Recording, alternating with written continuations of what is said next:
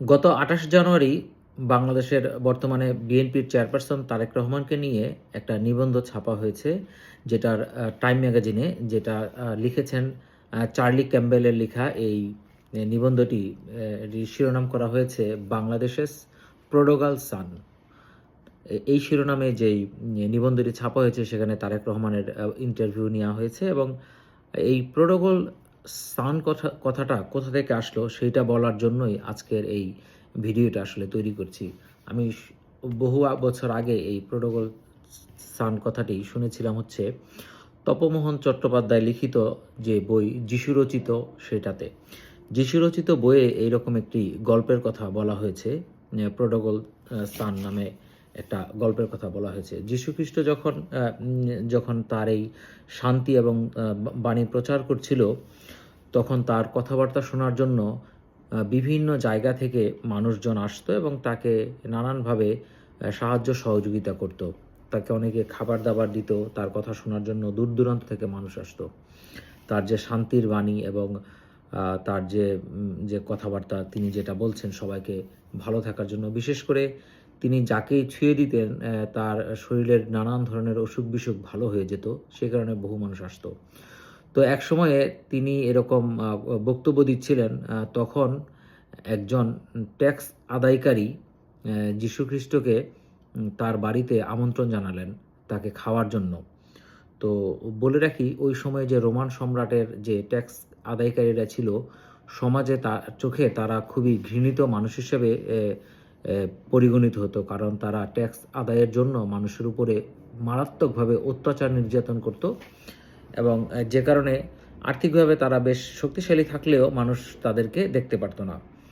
তো যখন যীশুখ্রিস্টকে ওই ট্যাক্স আদায়কারী তার বাড়িতে নিমন্ত্রণ জানালো খাওয়ার জন্য, এবং যীশুখ্রিস্ট তখন তার বাড়িতে গেলেন খাওয়ার জন্য এবং রাজি হলেন, তখন তার কোনো ভক্ত একটু মনক্ষুণ্ণ হলেন এবং সমালোচনা করলেন এই বলে যে এই লোকটি তো খারাপ, তার বাড়িতে কেন যীশুখ্রিস্ট যাবে। তখন যীশুখ্রিস্ট তার ভক্তদের জন্য একটা গল্প বললেন, এই যে গল্পটাতে এই প্রোডোগল যে সান, সেটার একটা রেফারেন্স দেয়া আছে। প্রোডোগল সান কাদেরকে বলা হয় সেই গল্পটা তিনি বলেছেন যে এক ব্যক্তির দুইজন সন্তান ছিল।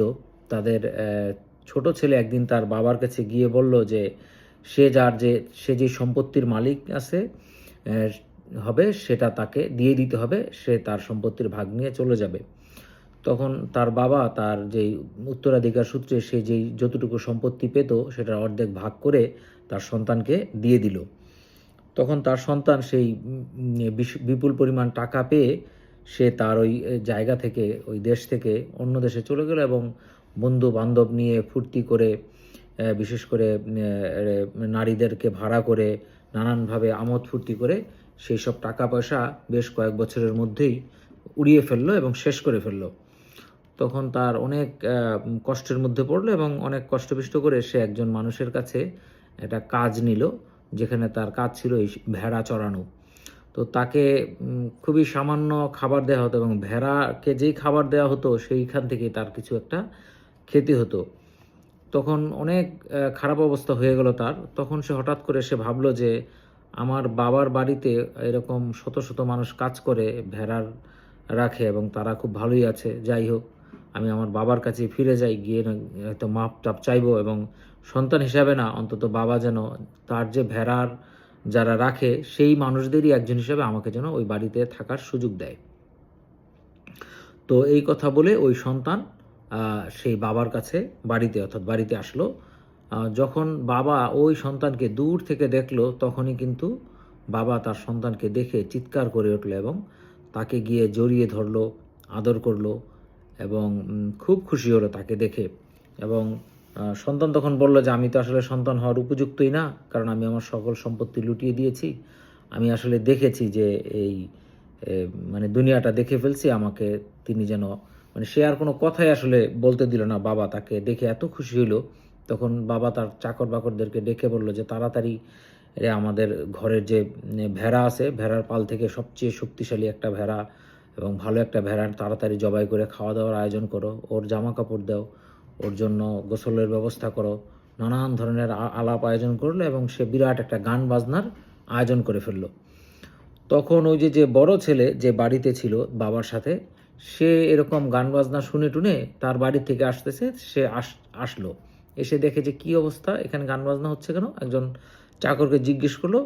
তখন সেই চাকর বলল যে তোমার তো ছোট ভাই ফিরে আসছে, সেই জন্য তোমার বাবা সবচেয়ে যে শক্তিশালী এবং নাদুস নুদুস যে ভেড়াটা ছিল সেটা জবাই করার জন্য বলছে, এবং সেটা আসলে সেজন্য এই আনন্দের ব্যবস্থা করছে, সে বাজার থেকে মেয়েদেরকে নিয়ে আসতে নাচানাচি করার জন্য খুব ফুর্তি হচ্ছে। তখন তার বড় ছেলে খুবই রুষ্ট হলো এবং খুবই মনঃক্ষুণ্ণ হলো তার বাবার প্রতি।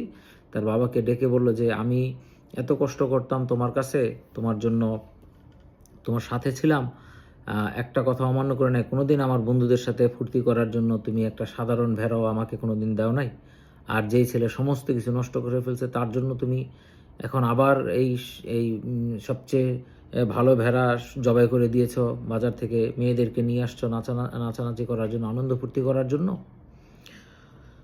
সে খুব মন খারাপ করলো। তখন তার বাবা তার ওই ছেলেকে, বড় ছেলেকে বোঝানোর জন্য বলল যে আমার কাছে তো এই ছেলে তো মৃতই ছিল, সে যেহেতু ফিরে আসছে সেই জন্য আমি খুশি হয়েছি।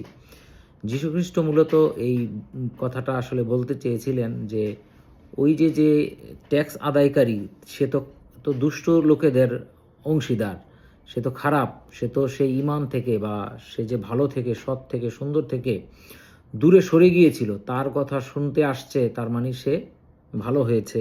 এবং যারা নিয়ে সরে যায় তার ঈমান থেকে বা তার ভালো থেকে, যখন মানে কেউ যদি খারাপ হয়ে যায় আবার যদি তাই সে ফিরে আসতে চায়, তখন তাকে খুব ভালোভাবেই গ্রহণ করতে হয়, ভালোভাবেই নিতে হয়।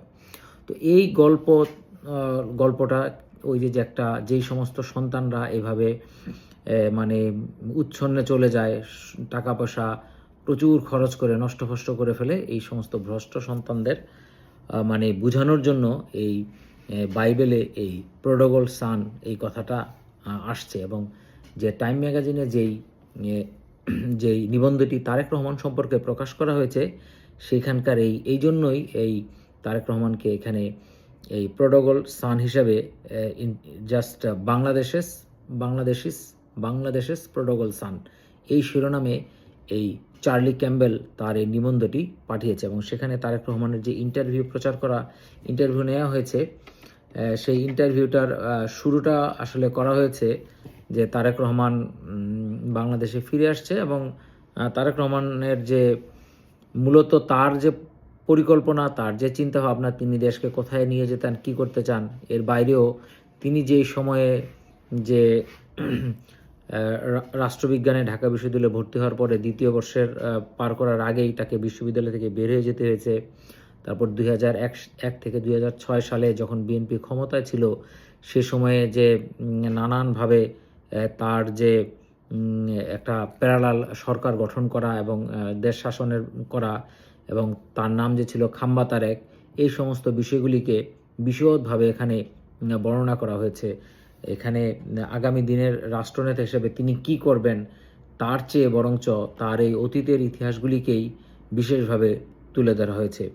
তো এটাকে অনেকেই বলছে যে টাইম ম্যাগাজিন তারেক রহমানকে কিভাবে দেখছে, এবং এখানে বিশেষ করে 2007 সালে যে তারেক রহমান, 27 সালে তারেক রহমান সম্পর্কে মার্কিন রাষ্ট্রদূতরা যে সমস্ত তারবার্তা পাঠিয়েছিল, পরে যা উইকিলিক্সের যে ফাঁস হওয়া যে সমস্ত তারবার্তা প্রকাশ হয়ে যায়, সেই জায়গাতে তারেক রহমান সম্পর্কে যেই কথাগুলি বলা হয়েছে, সে কথাগুলিকেও কিন্তু এখানে বারবার আনা হয়েছে। অনেকে মনে করছে যে এই ধরনের টাইম ম্যাগাজিনের পক্ষ থেকে এই ধরনের একটা নিবন্ধ প্রকাশ হওয়া কিন্তু এক ধরনের ইঙ্গিত বহন করে যে তারেক রহমানকে এবং আমেরিকার রাজনীতি, আমেরিকার প্রশাসন, আমেরিকার মানুষ কিভাবে দেখছে তারেক রহমানের এই রাজনীতিতে পুনর্বাসিত হওয়ার এই বিষয়টাকে, সেটাকে কিন্তু রেফার করে অনেকেই এটা মনে করছেন। এবং একই সাথে অনেকের ধারণা যে কিছুদিন আগে আমরা জানি যে একটা ওয়াশিংটন পোস্টে একটা নিউজ ছাপা হয়েছে, সেখানে মার্কিন একজন কর্মকর্তার সাথে বাংলাদেশের কয়েকজন নারী সাংবাদিকের বৈঠকের একটা ভিডিওর তাদের কথোপকথন তাদের হাতে এসেছে বলে উল্লেখ করে যেভাবে বলা হয়েছে যে এখানে জামাতকে নিয়ে যেভাবে মন্তব্য করা হয়েছে, অনেকে ভাবছে যে মার্কিন প্রশাসন হয়তো চায় জামাতই ক্ষমতায় আসুক। তো এই নানান ধরনের নির্বাচন নিয়ে নানান কেন্দ্রিক কথাবার্তা আলোচনা হচ্ছে, কিন্তু বাংলাদেশে তারেক রহমানের ফিরে আসা এবং তাকে এই বাইবেলের এই প্রোডগল সান অর্থাৎ একটা উচ্ছন্নে যাওয়া সন্তানের হিসেবে এভাবে দেখানোটাকে অনেকেই কিন্তু ইঙ্গিতপূর্ণ বলে মনে করছেন। সবাই ভালো থাকবেন। আমার কথা শোনার জন্য আপনাদের সবাইকে ধন্যবাদ জানাচ্ছি।